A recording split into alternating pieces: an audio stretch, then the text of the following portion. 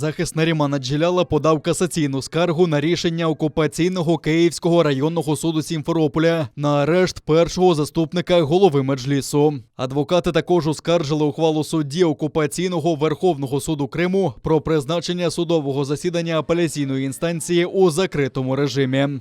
После прохождения кассационной инстанции никаких процессуальных препятствий для обращения в ЕСПЧ не останется.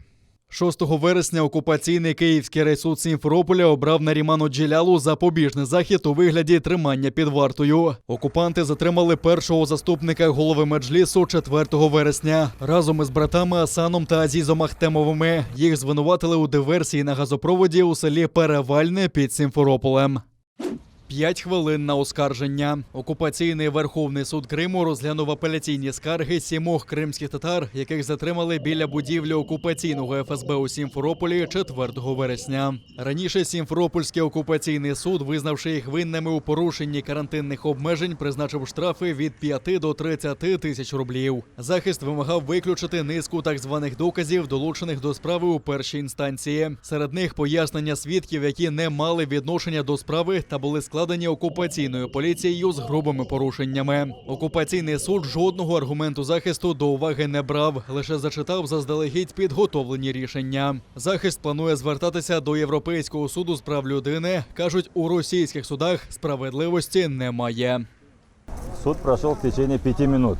Уже все запланировано, все написано. И оставили все по существу, 10 тысяч как штраф был, так и оставили. Мы хотя сказали, не согласны с решением этим, потому что это несправедливо, говорят.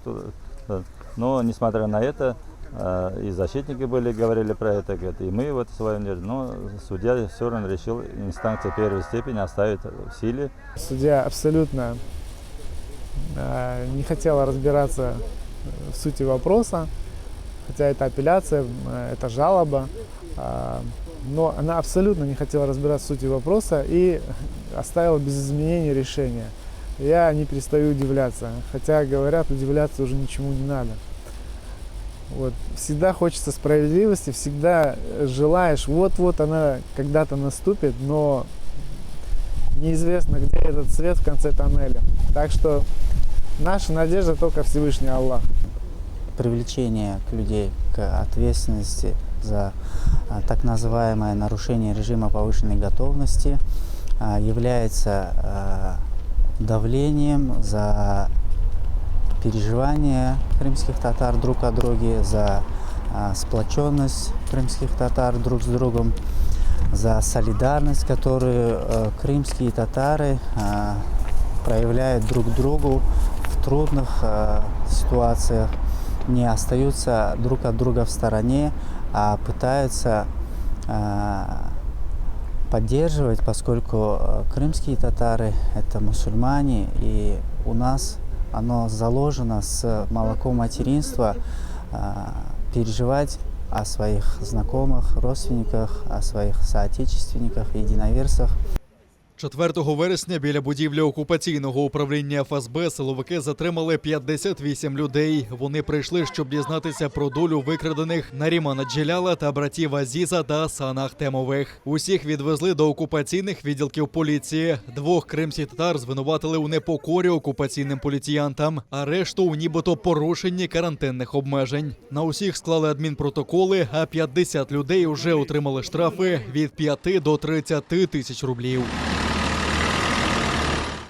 Окупанти накрили важкою артилерією Невельське. Пошкоджено 2 медичні автівки, важко поранено водія-санітара. За повідомленням штабу Об'єднаних сил, він зараз у шпиталі. По околицях Невельського били зі 120-х мінометів та ствольної 122-мм артилерії. Пошкоджено житлові помешкання, обійшлося без втрат серед цивільних. Важким 152-м калібром окупанти гатили неподалік Оріхового Донецького. 82-ми та 120-ми мінометами били по оборонцях Золотого 4, Новоолександрівки та Кримського. Неподалік Чермалика ворог двічі задіяв протитанкові ракетні комплекси, а поблизу Причепилівки закидали заборонені протипіхотні міни. Українські захисники відкривали вогонь у відповідь, не застосовуючи заборонене мінськими домовленостями озброєння, та змусили противника припинити обстріли. Завдяки зусиллям українських воїнів рубежі наших підрозділів залишилися незмінними. Впродовж поточної доби, 15 листопада, з боку російсько-окупаційних військ порушень режиму припинення вогню не зафіксовано. Підрозділи Об'єднаних сил тримають ситуацію під контролем та продовжують виконувати визначені завдання з відсічі і стримування збройної агресії Російської Федерації. Скупчення військ біля українського кордону дозволяє Росії швидко перейти у наступ. Про це заявив генеральний секретар НАТО Єнс Столтенберг за підсумками зустрічі з міністром закордонних справ України Дмитром Кулебою у Брюсселі. Столтенберг наголосив, що Москва скупчує своїх армійців та техніку, наче на початку цього року. Від Москви Альянс вимагає діяти прозоро. Ми бачимо незвичайну концентрацію військ, і ми знаємо, що Росія була готова використати такий військовий потенціал, перш ніж вести агресивні дії проти України, і це частково сили поблизу кордону Росії та України, але також частково війська, які знаходяться на території України, в Криму, який незаконно анексований, та на сході України. Це військове нарощування зменшує час між прийняттям рішення в Росії до агресії проти України. Росія демонструє, що вона може швидко активізувати накопичені війська та має військовий сценарій, упевнений міністр закордонних справ України Дмитро Кулеба. Він закликав союзників згуртуватися і стримувати Росію разом з Україною та не забувати про загрозу з моря. Ми маємо завжди пам'ятати про вкрай напружену і небезпечну ситуацію в Чорноморському регіоні. Ми маємо заохочувати чорноморських союзників до тіснішої співпраці з Україною, Грузією та Молдовою щодо військової співпраці у Чорноморському регіоні та об'єднання зусиль у Чорному морі між НАТО та тими, хто не є у складі Альянсу. Це було б надзвичайно доречно та корисно.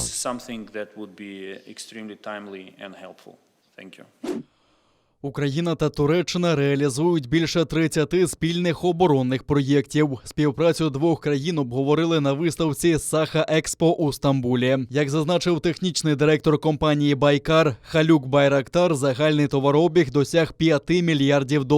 З них 1 мільярд – це оборонні контракти, укладені за останні 3-4 роки.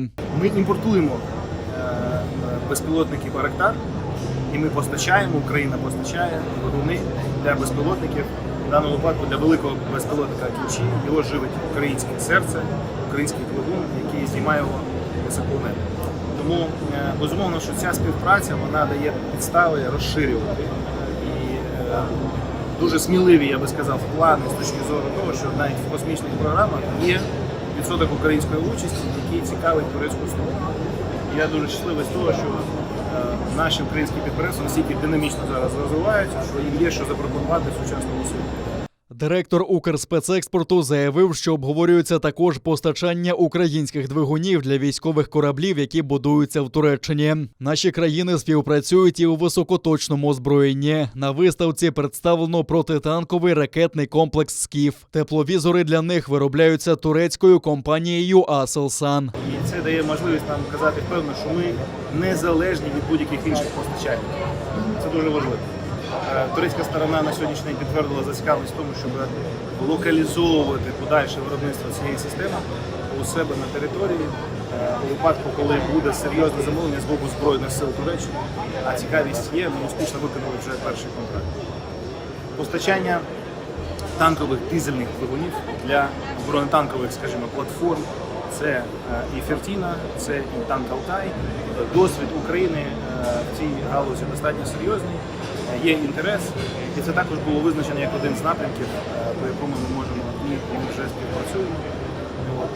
«Aselsan», «Байрактар» та інші турецькі компанії вже відкрили свої представництва в Україні. Посол України у Туреччині Василь Боднар запросив відкрити й виробничі потужності. Українсько-турецьке стратегічне партнерство розвивається за останні роки надзвичайно динамічно.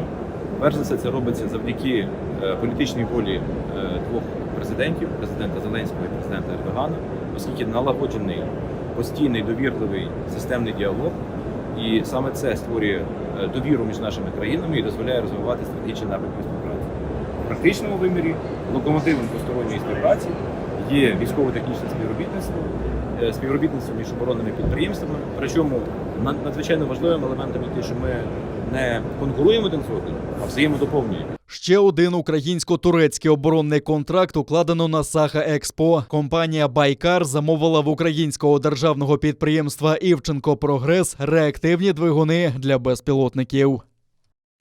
В Україні зменшується кількість хворих на коронавірус. Минулої доби понад 10 тисяч заражень COVID-19, 442 людини померли. За останню добу найбільша кількість підтверджених випадків зареєстрована на Дніпропетровщині, Одещині, Харківщині, Миколаївщині, Запоріжжі та Вінниччині. У МОЗі наголосили, що 91% госпіталізованих минулого тижня не вакциновані. У червоній зоні епіднебезпеки перебувають Київ та 17 областей. За словами міністра охорони здоров'я України Віктора Ляшка, на 13% зменшило число госпіталізацій у ковідній лікарні. А це свідчить про подолання піку пандемії. Стабілізація рівня госпіталізацій є першим позитивним сигналом проходження піку захворюваності та початку розвантаження медичної системи України. Проте це ще не перемога над вірусом. Кількість випадків захворювання та рівні госпіталізації перебувають на досить великих значеннях. Тому потрібно продовжувати нарощувати темпи вакцинації та дотримуватись карантинних обмежень. Тим часом в країні вакциновані першою дозою вакцини 39% українців. Цілком вакцинованих трохи менше – 28%. Найбільша частка вакцинованих принаймні однією дозою в місті Києві – 61%. У Київській області вже майже 50% і 46% в Полтавській області.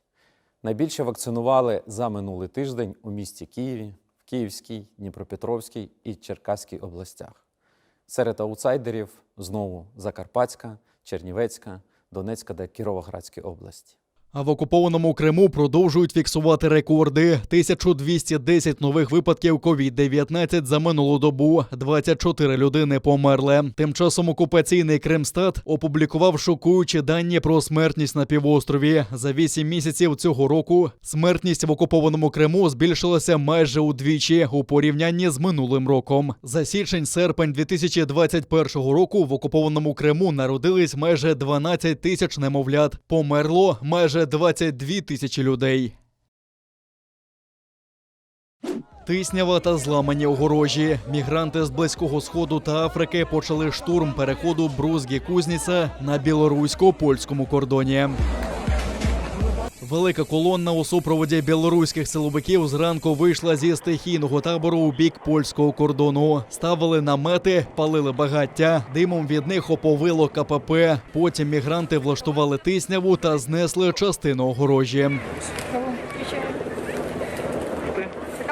За даними польських прикордонників, за минулу добу зафіксовано 118 спроб нелегального перетину кордону з боку Білорусі. З початку листопада зафіксовано понад 5 тисяч таких спроб.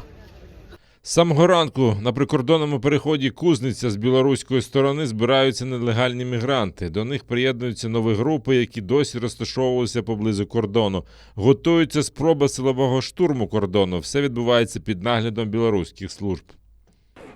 Міграційна криза на кордоні Білорусі з Польщею триває з серпня. Польща, а також Литва та Латвія звинувачують Білорусь у спеціально створеному міграційному тиску у рамках ворожих гібридних дій проти них як країн ЄС. Так вважають і в Україні. Міністр закордонних справ Дмитро Кулеба закликав не називати ситуацію на кордоні Білорусі з Польщею міграційною кризою, назвавши це гібридною атакою Росії на Євросоюз та Україну.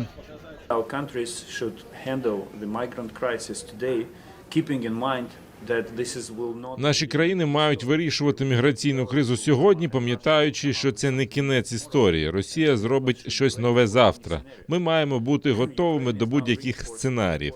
Україна зараз зміцнює кордон з білоруською стороною. Поки що ми не бачили потоку мігрантів до нашої країни, що вкотре свідчить про штучність цієї кризи, яка спрямована безпосередньо на Польщу та Литву, щоб спровокувати вас і тиснути на вас і посіяти розбрат у ваших суспільствах. To put pressure on you, to sow divisions inside of your societies on how this crisis should be handled.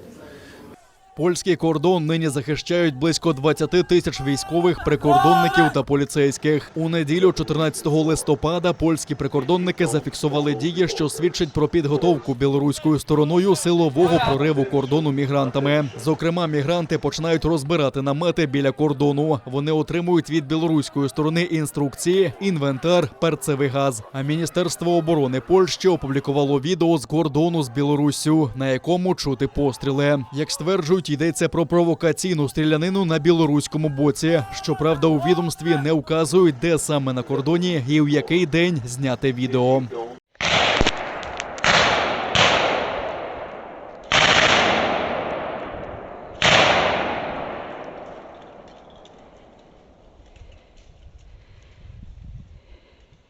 Польща, Литва та Латвія вже звернулися до НАТО з проханням про екстрене засідання. Подібні консультації потрібні, якщо під загрозою перебуває територіальна цілісність та політична незалежність держави. Туреччина заборонила громадянам Сирії, Ємену та Іраку купувати квитки на літаки з Туреччини до Мінська. Це сталося після того, як Євросоюз звинуватив її авіакомпанію Turkish Airlines у сприянні кризі. Тим часом міністри закордонних справ країн Європейського Союзу затвердили критерії нових санкцій, які запроваджуються щодо осіб та організацій, пов'язаних зі створенням міграційної кризи на кордоні Білорусі та Польщі.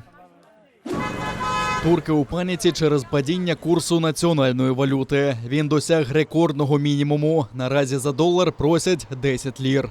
Це зачіпає все від А до Я. Все, що ми бачимо, їмо, п'ємо. Коротше кажучи, турецька ліра розтанула як олія і втекла в море. Нам кінець. Тепер ми не знаємо, як житимо. Мені дуже цікаво, через кого долар став коштувати 10 лір.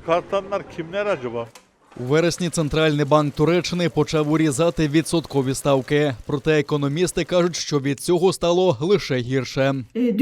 Політика низьких процентних ставок не призведе до зниження інфляції. Навпаки, вона збільшить інфляційні очікування і цим задушить споживання. Цього року ліра втратила понад чверть своєї вартості. Це найгірший показник серед економік, що розвиваються. А за 5 років її вартість упала на 2/3. Звичайно, через курс валюти стало гірше. Усе зав'язано на валютах, особливо у доларі. Якщо курс зростає, це впливає на все. Усі кажуть, що після того, як подорожчав долар, усі ціни зросли. Центральний банк Туреччини каже, що інфляція має тимчасовий характер. Політики також зазначають, що дефіцит платіжного балансу – це ключ до стабільних цін та підвищення курсу ліри.